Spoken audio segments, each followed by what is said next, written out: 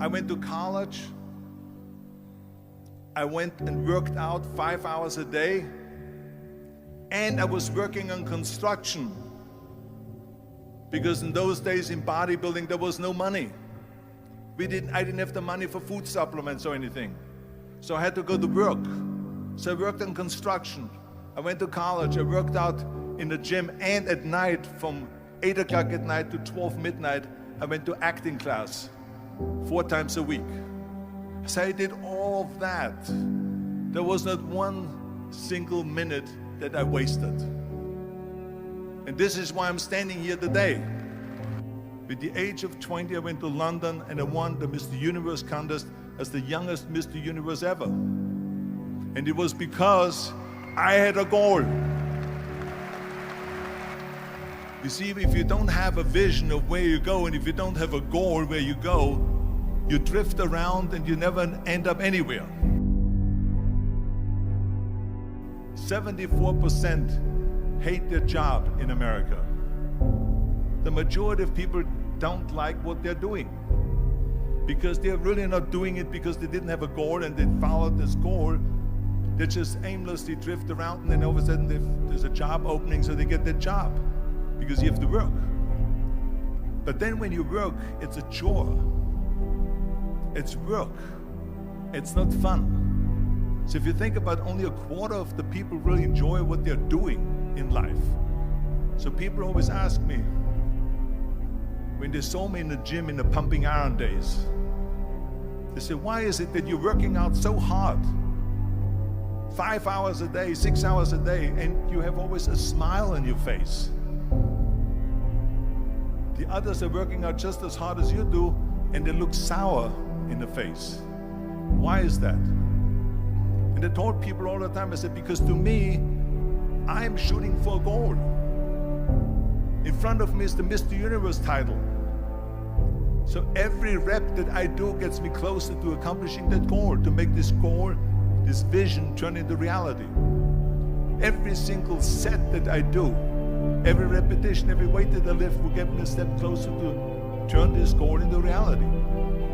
So I couldn't wait to do another 500-pound squat. I couldn't wait to do another 500-pound bench press. I couldn't wait to do another 2,000 reps of sit-ups. I couldn't wait for the next exercise. So let me tell you something, visualizing your goal and going after it makes it fun. You got to have a purpose no matter what you do in life. You got to have a purpose. And Muhammad Ali worked his butt off. And I saw it firsthand. And I remember that there was a sports writer that was there in the gym when he was working out and he was doing sit-ups. And they asked him, how many sit-ups do you do? And he said, I don't start counting until it hurts. Now think about that. He doesn't start counting his sit-ups until he feels pain. That's when he starts counting. That is working hard. And so you can't get around the hard work. It doesn't matter who it is. Work your ass off. There is no magic pill. There is no magic out there. You cannot get around. You have to work and work and work. Make sure of this and make sure of that and all that stuff. So it's work.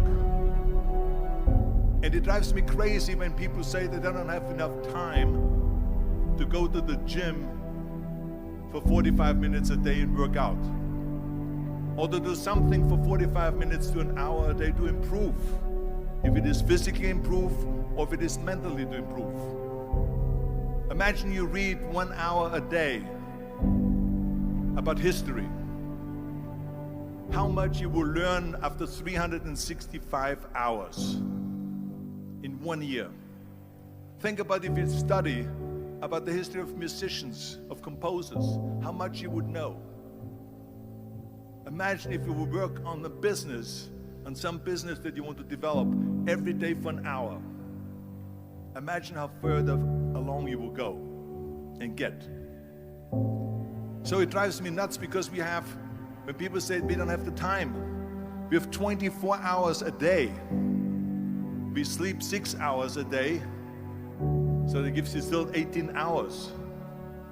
There's someone shaking their head out here in front. They say probably, I don't sleep 6 hours, I sleep 8 hours, right? Or just sleep faster. So we have 18 hours a day. The average person works around 8 to 10 hours. So let's assume it's 10 hours, so we have 8 hours left. Then you travel around an hour a day, maybe 2 hours a day. So now you have still 6 hours left. So what do you do with these 6 hours? What do you do with these 6 hours? Then we eat a little bit, then we schmooze a little bit, talk a little bit to people and all that stuff. But you can see how much time there is available if you organize your day. So you got to work hard. I hate plan B. And I tell you why. Because we have so many doubters, as I've said earlier, the no-sayers. We have so many of those people that say no and you can't do it, that's impossible. That is okay because we just turn off, as I said earlier, and we listen and we hear the no being a yes. You can't do it, you can do it, and all of that. So that is possible to do that amongst all the negative people around you. But when you start doubting yourself, that's very dangerous. Because now what you're basically saying is that if my plan doesn't work, I have a fallback plan, I have a plan B. And that means that you start thinking about plan B, and every thought that you put into plan B, you're taking away now that thought and that energy from plan A.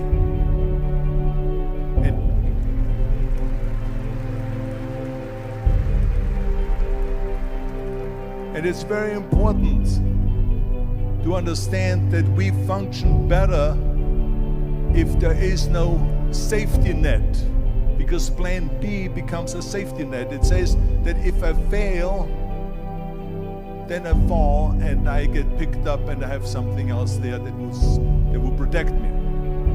And that's not good, because people perform better when there's no safety net. People perform better in sports and everything else if you don't have a plan B. I'm telling you, I've never ever had a plan B. I made a full commitment that I'm gonna go and be a bodybuilding champion. I made a full commitment that I'm gonna be in America. I made a full commitment that I'm gonna get in the show business and I'm going to be a leading man. No matter what it takes, I will do the work. I will do the work over and over and over until I get it. And the same was in politics and everything like that. So to me, it is very dangerous to have a plan B, because you're cutting yourself off from the chance of really succeeding. And the reason, one of the main reasons why people want to have a plan B is because they are worried about failing. What is if I fail, then I don't have anything else? Well, let me tell you something, don't be afraid of failing, because there's nothing wrong with failing.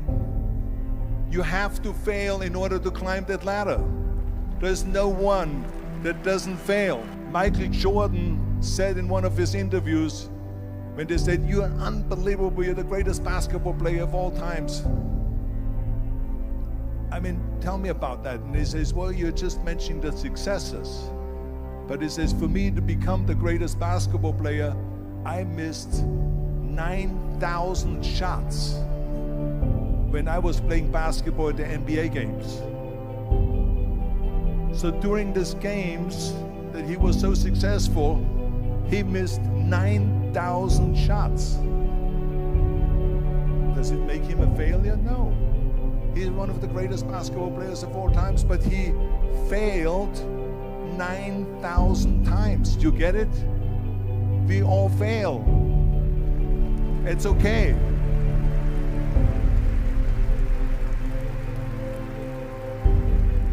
What is not okay is that when you fail, you stay down.